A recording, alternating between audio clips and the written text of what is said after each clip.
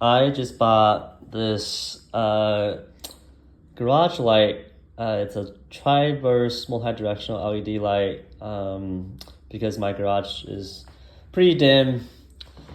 The current light bulb in there just does not suffice, and I just needed something where it has multiple light bulbs instead of just one, so you can cover my entire garage space. Found this on Amazon. This has 4,000 lumens and it's actually really bright.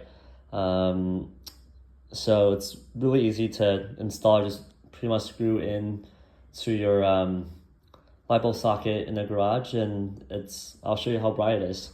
Let's take a look. There we go.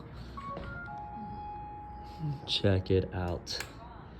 Look at how bright that is. It illuminates my entire garage and has, all three directions. Really is really bright. I highly recommend it. I'll post a link in my bio or in comments below.